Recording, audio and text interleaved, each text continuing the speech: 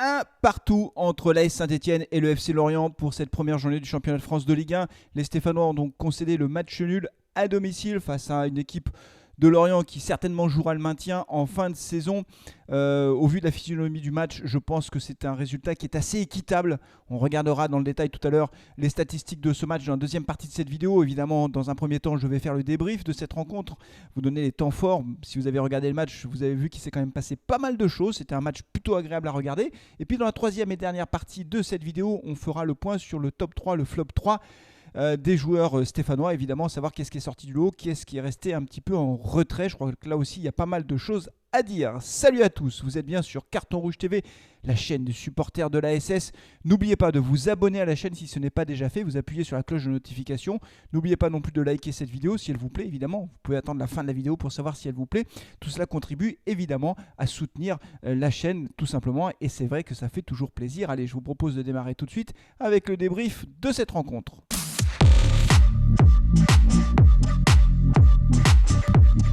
Un partout, voilà donc le score final de cette première rencontre du championnat de France de Ligue 1 pour l'AS Saint-Etienne qui recevait donc Lorient, un candidat direct dans la lutte pour le maintien en Ligue 1. C'est un match qui a été globalement, je trouve, assez agréable à suivre et je trouve que le résultat est équitable. Alors d'entrée de jeu, je vous pose la question, est-ce que vous êtes d'accord avec moi au vu de la physionomie du match? C'est vrai qu'en première mi-temps, les Lorientais se sont créés les plus grosses occasions, d'ailleurs sur des erreurs stéphanoises, des erreurs d'inattention, des erreurs qui auraient pu coûter très cher. Je pense notamment à Madi Camara qui a perdu un ballon en tout début de première mi-temps et qui a permis à Abergel finalement de frapper à l'entrée de la surface, et son tir a heurté le poteau droit de Étienne Green qui encore a eu de la chance sur ce coup-là. C'est vrai que les Stéphanois se sont créés une ou deux occasions avec notamment une tête de Wabi Kazri sur un centre de Masson et puis aussi une reprise un peu inattendue ou un peu hasardeuse d'Adil Aouchiche en première mi-temps, mais cela n'a pas vraiment mis en danger le gardien lorientais Nardi qui a passé une première mi-temps assez calme, contrairement à Étienne Green qui lui a eu chaud plus d'une fois. C'est vrai que ce score de 0-0 à la mi-temps finalement est plutôt un score, je ne vais pas dire flatteur, mais enfin on s'en sort pas mal. Voilà, on rentre au vestiaire en se disant waouh, on aurait pu être mené au score, surtout que les Lorientais, je vous l'ai dit, ont touché le poteau et que normalement ils auraient dû ouvrir le score avec un petit peu plus de réussite. Au début de deuxième mi-temps, le match repart sur le même rythme et là, patatrac, à la 53e minute, Lorient ouvre le score. C'est Le Goff qui va d'une frappe sèche, avec un peu de réussite, il faut quand même le dire, va heurter la transversale et va rentrer dans le but stéphanois avant de ressortir, mais les choses sont très claires. Le ballon a franchi complètement la ligne de but et donc ce but est logiquement validé par monsieur l'arbitre. Ça fait 1-0. À noter quand même que sur ce but qui est arrivé de la droite, enfin du côté de Colo, la défense stéphanoise a été un peu passive. Alors quand je regardais le but au ralenti, c'est pas réellement Nadé qui est responsable de ce but, mais ce sont plutôt les milieux de terrain stéphanois qui ont été un peu passifs, et c'est un 1-2 qui a été bien joué d'ailleurs sur le côté, qui a permis de faire le décalage et de faire un centre derrière qui a donc été à l'origine de cette ouverture du score pour Lorient. 1-0. Alors là on se dit que ça va être très dur pour les Stéphanois de revenir, surtout compte tenu du nombre d'occasions qu'on s'est créées depuis le début du match, c'est-à-dire pas beaucoup.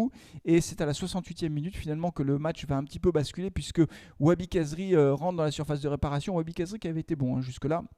On en parlera tout à l'heure évidemment dans la troisième partie de cette vidéo. Mais Wabi Kazri rentre dans la surface de réparation, il est accroché. Dans un premier temps, l'arbitre siffle un corner et puis finalement il est rappelé par ses assistants qui regardent les images, évidemment, l'assistance vidéo. Et là l'arbitre, monsieur Léonard, va lui-même aller regarder longuement les images pour savoir si oui ou non il y a penalty. Honnêtement, je pense que quand on regarde les images, le penalty est incontestable et logiquement, monsieur Léonard siffle le penalty pour l'AS Saint-Etienne, un penalty que va se charger de transformer Wabi Kazri lui-même un partout. Et là, on se dit que tout peut arriver puisque les Verts sont dans une super séquence, la meilleure séquence du match. D'ailleurs, ils ont poussé, ils ont trouvé la transversale. Nadé qui a sur un centre de Wabi Kazri à l'issue d'un corner, Wabi Kazri récupère un ballon au deuxième poteau, il va centrer pour Nadé qui reprend ce ballon de la tête, qui heurte la transversale. Malheureusement cette fois-ci ce sont les Verts qui touchent les poteaux, et en l'occurrence la transversale pour être précis. Et derrière encore une autre occasion qui a suivi quasiment dans la foulée avec une tête cette fois-ci de Harold Moukoudi, une magnifique tête décroisée qui va pas heurter le poteau mais qui passe juste au-dessus de la transversale. C'était deux grosses occasions pour les Stéphanois. Après, c'est vrai que les Verts ont essayé de pousser pour essayer de faire la différence en toute fin de match. À noter les rentrées de Hamouma en fin de match, de Riyad Boudbouz aussi qui est rentré quasiment pendant le temps additionnel. C'est dommage parce qu'on a senti qu'il était là à bout de bouse et qu'il a apporté quelque chose sur le plan technique. Il est rentré un peu tard à mon avis. En tout état de cause, les deux équipes se séparent sur ce score de 1 but partout qui ne fait pas vraiment les affaires des Stéphanois, même si c'est que le début du championnat. Une victoire aurait été largement meilleure pour nous, évidemment. C'est une lapalissade que de le dire, mais c'est comme ça. Mais au final, je trouve que ce résultat est quand même globalement équitable, même si on va le voir dans la deuxième partie de cette vidéo. Globalement, les Verts auraient quand même pu l'emporter avec un peu plus de réussite parce que ce sont eux qui ont eu la possession de balle. On en parle tout de suite dans la deuxième partie de Carton Rouge.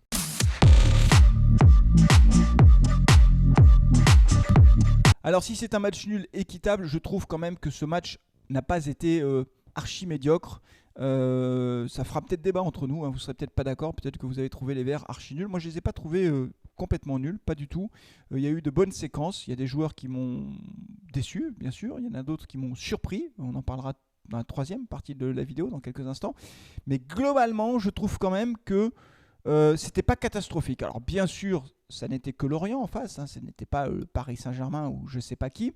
Mais globalement, il y a eu des phases de jeu intéressantes. Il y a eu un peu de déchets techniques. Mais globalement, je trouve que l'équipe a plutôt été assez cohérente. En tout cas, le système de jeu mis en place par Claude Puel avec ce 4-4-2 à plat, je l'ai trouvé plutôt intéressant. La seule surprise de la composition de départ, c'était Nadé dans l'axe et Kolo à gauche. Silva n'était pas titulaire malgré l'absence de Trauco. Donc là, c'est un message clair qui indique que Claude Puel ne compte pas réellement sur Gabriel Silva cette saison. En tout cas, c'est comme ça que je l'interprète. Youssouf était titulaire en l'absence de Gourna et de Neyou. Et pour le reste, c'était classique. Aouchiche, Bouanga et puis devant Abi et Kazri pour débuter la partie. Quand on regarde les statistiques de ce match que vous allez avoir à l'écran, on voit que globalement les Verts ont eu la possession de balle puisque ils ont eu 62% de possession de balle contre 38% pour Lorient. Ils ont gagné beaucoup plus de duels, hein, 57% de duels gagnés. Les duels au sol, enfin, les duels aériens 57%, les duels au sol 58%. Beaucoup de passes réussies, 85% de passes réussies. Moi c'est un indicateur que j'aime bien. Vous le voyez, ça donne une idée quand même du niveau technique. Encore une fois, ça n'a pas été un match transcendant sur le plan technique, mais globalement ça n'a pas été nul non plus et on le voit très bien à travers cette statistique, puisque 85% de passes réussies, c'est plutôt bien. 20 tirs côté stéphanois, 12 seulement côté l'orienté. Je pense qu'il y a eu du déchet puisqu'on a eu que 3 tirs cadrés. Voilà, donc globalement, on peut dire que l'AS Saint-Etienne a fait un match correct dans l'ensemble, même si ce n'est pas transcendant. Ce n'est pas aussi catastrophique qu'on aurait pu le craindre. En tout cas, je trouve qu'il y a eu de la cohérence dans le jeu et que voilà, je veux garder le positif. Je ne veux pas non plus tomber dans l'excès de pessimisme qui voudrait que dès le début du championnat, on tombe sur cette équipe en les taillant en pièces. Non, je trouve que l'AS Saint-Etienne a fait un match correct sans être absolument extraordinaire. Les Verts ont été là et ils ont dominé ce match d'un point de vue possession de balle, d'un point de vue nombre de tirs, de passes réussies. Voilà, ils ont un peu manqué de réussite. Encore une fois, la première mi-temps a été plutôt lorientaise, la deuxième stéphanoise. Mais globalement, je trouve que l'entame de ce championnat n'est pas catastrophique pour l'AS Saint-Etienne. Dites-moi ce que vous en pensez. Est-ce que vous êtes d'accord avec moi? Est-ce que je suis trop gentil avec l'AS Saint-Etienne? Ou au contraire, est-ce que vous pensez qu'effectivement les Verts voilà, ont fait un match plutôt correct dans l'ensemble, même s'ils n'ont pas remporté ce match? Je suis impatient de lire vos commentaires. Vous savez que je les lis tous comme à chaque fois.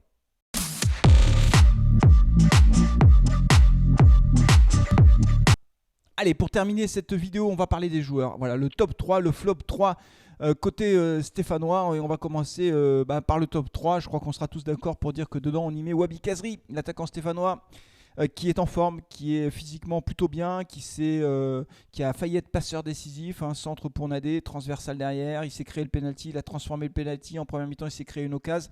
On sent bien que c'est le seul devant qui est capable de faire la différence à tout moment. En tout cas, moi je l'ai trouvé très bon. Il y a un autre joueur que je voudrais mettre à l'honneur, c'est Nadé. Nadé m'a surpris. Eh oui, il m'a surpris parce que ça a été une surprise de le voir dans le 11 de départ. Claude Puel lui a fait confiance. Vous savez qu'il y a une place à prendre dans l'axe puisque Pape Cissé n'est pas là. Et ça a été un pari de Claude Puel et je l'ai trouvé plutôt bon, très athlétique. Il n'a pas fait de grosses erreurs. Je trouve que voilà, il a encore une marge de progression, mais je vais le mettre dans le top 3 parce que c'était plutôt une bonne surprise pour moi. En tout cas, c'est un joueur que je voulais observer avec attention puisque je ne le connais pas beaucoup, je ne sais pas ce qu'il vaut réellement et je l'ai trouvé plutôt pas mal sur ce match-là. Ça demande à être confirmé, je l'ai trouvé plutôt pas mal. Là où ça se complique, c'est pour le troisième, top 3, et je vais en mettre 2. Ouais, je triche. Bah oui, mais je fais ce que je veux, c'est Carton Rouge TV, j'ai dit top 3, mais ce sera un top 4 en fait. Et alors, c'est comme ça. Voilà, je n'ai pas pu départager les deux autres joueurs. Je mets Colo, parce que j'ai trouvé bon Colo. Moi, je suis désolé, mais Colo, je sais qu'il fait l'objet de plein de débats, Colo, mais j'ai trouvé à gauche plutôt bon. En première mi-temps, quand on se crée la première occasion, c'est lui qui va perforer devant. Il a tenté des trucs. Voilà, je l'aime bien, Colo, et à gauche, il a été plutôt pas mal. Voilà, donc est-ce que c'est son poste à gauche? Je sais pas. Quand Troco sera prêt physiquement, peut-être qu'il reprendra sa place et que donc Colo ira sur le banc, mais j'ai trouvé que Colo a fait un match plutôt intéressant. Et je mets aussi Etienne Green. Pourquoi Etienne Green? D'abord parce qu'il a été décisif, notamment en deuxième mi-temps. Il a fait une sortie, waouh, il est sorti loin de ses buts, mais heureusement qu'il est sorti parce que sinon ça faisait une occasion. Et puis il fait des relances magnifiques, il a fait des relances à la main tout à fait remarquables. Et donc j'ai envie aussi de mettre Etienne Green. Alors est-ce que vous êtes d'accord avec moi pour ce top 3, 4? Vous n'avez le droit que d'en mettre 3. Hein. Bah oui, c'est comme ça. Les règles ne sont pas les mêmes pour tout le monde. Moi, j'ai le droit de tricher, vous non. Donc, vous mettez votre top 3. Ça m'intéresse de savoir si vous êtes d'accord avec moi. Et puis, dans le flop 3, alors bon, ça va aller vite. Hein. Évidemment, Charlaby, il n'a pas fait une bonne. Voilà, il n'a pas fait une bonne mi-temps. Il est sorti à la mi-temps. D'ailleurs, c'est pas un hasard. À mon avis, si Claude Puel l'a fait sortir. Donc, Charlaby dans le flop 3. Je mets aussi Adil Aouchiche. Je pense qu'il peut mieux faire. Il n'a pas été nul. Hein. Il a fait des trucs.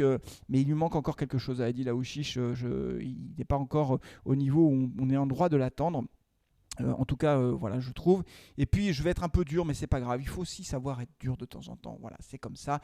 C'est mon troisième flop 3. Ce sera Mady Camara. Je pense que Mady Camara peut apporter beaucoup plus. Je sais pas, je trouve que physiquement, il n'est pas encore. J'ai l'impression qu'il n'est pas prêt, ou pas aussi prêt que Khazri, par exemple. Voilà, Mady Camara, je le trouve un peu en dedans, même si en première mi-temps, il a fait une frappe très intéressante sur un centre de Denis Bouanga, une frappe sans contrôle qui a mis en difficulté Nardi. Mais c'est vrai que je pense que Camara peut beaucoup plus apporter. C'est le capitaine de l'équipe, donc voilà, je le mettrai dedans. Je sais que c'est un peu dur. Peut-être que vous ne serez pas d'accord avec moi, peut-être que vous avez un autre flop 3 à me proposer. Moi, j'en vois pas parce que j'ai trouvé que Masson a fait son match, Moukoudi aussi. Voilà. Bon, après, Seydou Youssouf, je n'ai pas trouvé transcendant, mais je ne l'ai pas trouvé nul non plus. Bouanga, peut-être. Non, mais quand même pas Bouanga. Donc, moi, je mettrais Mady Camara. Mais voilà, dites-moi ce que vous en pensez. Est-ce que vous êtes d'accord avec moi ou pas? Voilà, c'est tout pour aujourd'hui, les amis. Alors, je m'excuse pour la qualité du live, il y a eu des problèmes techniques, vous le savez, je n'étais pas dans les conditions habituelles, vous le voyez aussi, je ne suis pas dans le décor habituel. La semaine prochaine, hop, retour à la maison, retour au décor habituel, on reprend les bonnes vieilles habitudes. Il y aura un nouveau décor d'ailleurs, je vous le dis. Je ne change pas tout, hein, mais j'apporte quelques petites modifications au décor. Et donc on fera le live pour Lens avec le nouveau décor dans de meilleures conditions. Et j'espère que vous serez nombreux à me suivre comme d'habitude. Merci beaucoup en tout cas de votre fidélité. Merci aux nouveaux subs. Merci à tous ceux qui soutiennent la chaîne depuis longtemps et qui font des dons. Un clin d'œil à Maxence, bien sûr. Yvan qui est devenu sub de la chaîne. Et puis à tous les autres qui sont subs de la chaîne depuis si longtemps et qui soutiennent Carton Rouge TV. Merci beaucoup pour votre fidélité. On se retrouve donc la semaine prochaine. D'ici là, prenez soin de vous, prenez soin de vos proches. Allez les Verts. Qu'est-ce que vous voulez que je dise? Allez les Verts. Allez, ciao, à bientôt.